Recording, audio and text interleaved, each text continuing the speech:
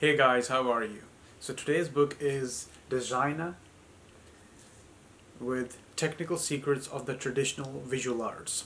So this book is basically part of other volumes of the books. I have made a video on quadrivium. This is the book. You can also watch the video on this book on my channel. And Designa is basically part of these series that these publishers have done. So specifically this book talks about the secrets and the traditional visual arts, the sculptures, how they were made, what sort of technique was used, and how it is connected to the universe. These old civilizations use these what do you call it, golden ratio, and the Islamic architecture, how they use geometry to represent cosmology in their architecture. And for that, if you have the book Quadrivium, you can better understand architecture and all of that, and also how the geometry of the sculptures is connected with music, how everything is connected. So these books are basically a volume of books, and there are other two books also. I'm gonna make a video on those two also, but today's book is Designa. So let me just give you an overview of what this specific book is about. So let's just go through its contents. So it talks about Celtic patterns, Islamic design, curves, architecture, perspective, symmetry, and the golden section. This book is filled with different architecture patterns from different civilizations. One part, you can just take a look how the architecture was and how it's connected to like cosmology, music, and all of that. So look at this, the Celtic patterns, primordial symbols. So this book is filled with illustrations and techniques. So if you want to perform these things practically, it is filled with history also. See this, the architecture and the detail. Celtic constructions, how they made their symbols and everything. Living lines. So this book is crazy, like how they used to make their totems, their talismans, you know. It also consists of a little bit of magic, ancient magic, occult magic, and how they used that specific constellations, the planets, for their magical rituals. See there, the art they made in their stone. So it's filled with really beautiful illustrations. So look at this, geometry.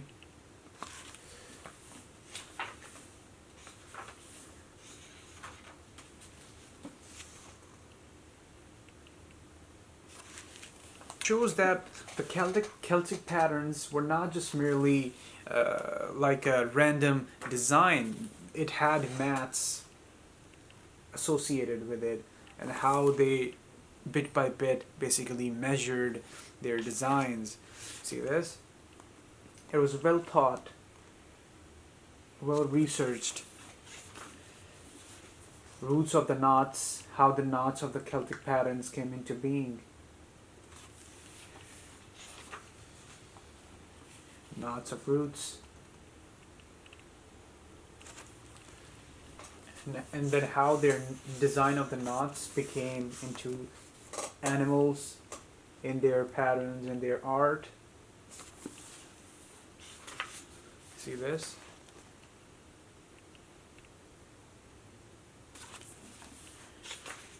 It's beautiful, like how there are different shapes, floral patterns, and all the history is here, how they basically came to a conclusion of making that. In the second chapter, it starts with the Islamic architecture, which is all about geometry, because in the Islamic culture you can't make images of prophets or God. So they came to a conclusion that they have to make art, so why not geometry and use maths, you know. You see how basically one part, if multiplied, can make beautiful patterns. And then comes their calligraphy, the Arabic, how they use their Arabic forms, their alphabets, to make patterns, and how it's basically connected with their geometry.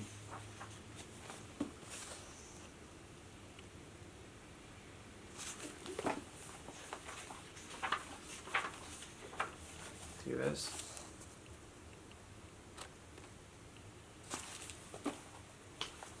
Pieces of 8, self-similarity, Zilji design, all sort of designs from the Islamic culture. How it evolved over time also.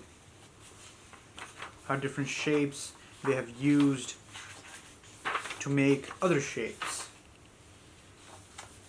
And then how to basically make things fit in a square or in a shape so that it remains balanced. And then how they used that same philosophy in their domes, in their mosques, in their architecture. See this? In the inside, basically, the geometry was not basically designed on it.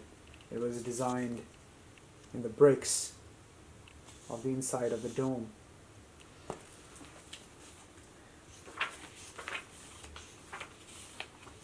Now comes curves, floral patterns. I think this is associated with Gothic, and Aztecs also. See the pottery? So everything is basically connected with cosmos, geometry, their structure and movement of the shapes. How one shape must exist for the other shape to make it a beautiful pattern. And then comes yin and yang also. Chinese philosophy, Chinese architecture, and different sort of elements of the cultures, how they use Moroccan carpets, Persian carpets, how the same idea was used in ironwork. So basically it's the same art, but it's changing mediums. Now, see this, the pillars and all of that. The Greek mythology comes in. How floral and geometry exists together now. So yeah, it's a really beautiful book when it comes to research and you want to know stuff about. Norse mythology, Greek mythology, Gothic architecture, domes.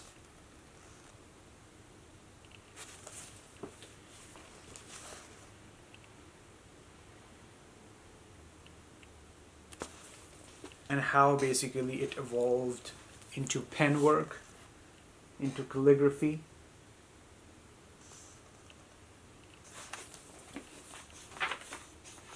Then comes marble, paisley,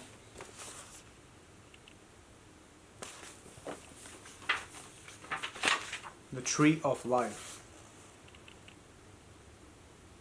So basically everything is connected, the golden ratio and all of that. Then comes perspective.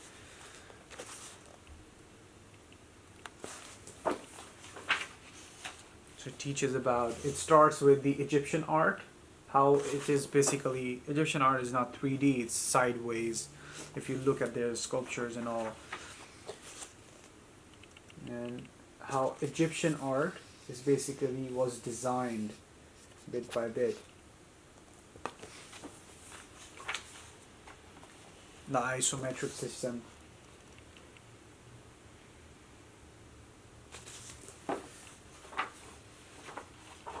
So basically in this chapter it talks about perspective of different culture arts, the visual design of different civilizations, how shadow worked, how reflections worked in that specific culture's philosophy. Mirages and projections in the desert, in the sea, light and form, how to make atmosphere, how they used to make atmosphere. Chinese and Japanese architecture and art is also mentioned here, how it's all connected. Now comes Dali also, abstract art. Typography. See this?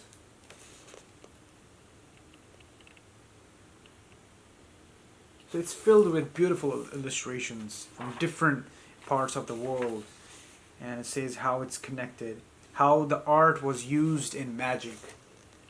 The illusions were used in magic.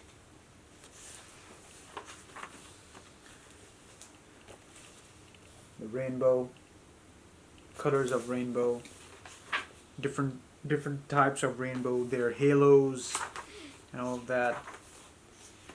Rotations, reflections, symbology, how symbols still exist and they have their meaning up till now in the current time. And it comes to 3D art.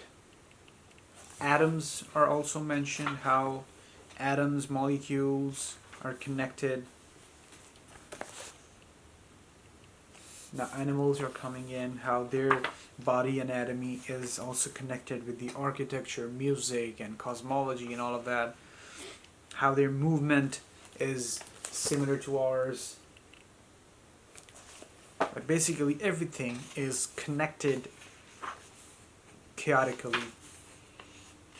But it's beautiful, like, even though it's so complex and different, but it still is connected. So the chapter is Symmetries in Chaos.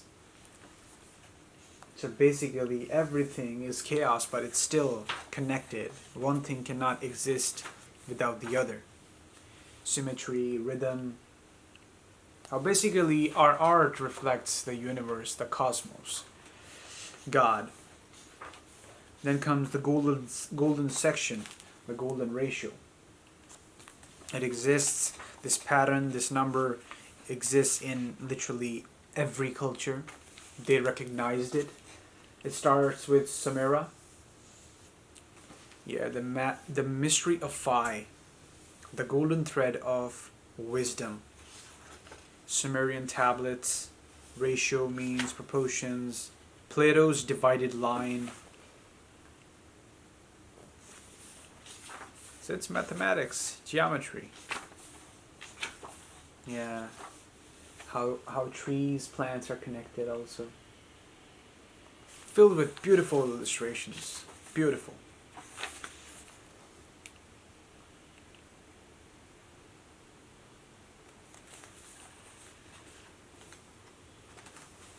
I do hope Leonardo da Vinci is also mentioned here.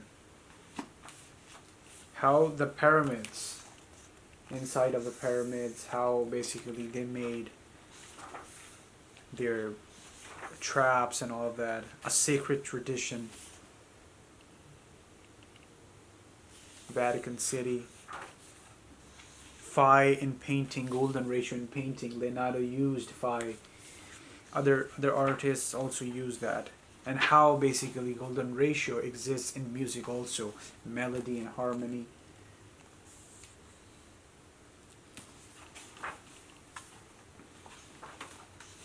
Basically it's everywhere. See this? It's basically everywhere. If you take a closer look, it's everywhere. Phi in the sky, in the plants. Then comes, it talks about consciousness, soul. Yeah, I guess that's pretty much it. The Philosopher's Stone, it also mentions about that. So it's sort of like an occult book for starters, I guess. How everything is basically beautifully connected, and one thing cannot exist without the other. If you just basically take one piece out, everything falls apart. But yeah, I mean, if you're willing to read this and totally understand it, you would have to get the other book also, Quadrivium, because it talks about architecture but not in detail in art. But this book, in detail, it talks about geometry and music and how you can practically experiment on the stuff which is mentioned there. And yeah, that is pretty much it. I will be doing the other parts of the book, the other volumes of the book, and yeah, have a good day, guys. See you next time.